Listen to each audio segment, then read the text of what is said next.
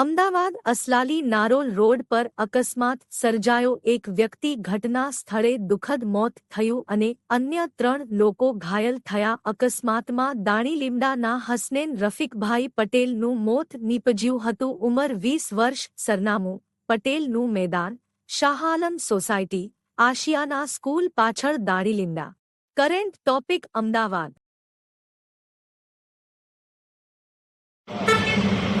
वो तो अभी लाइट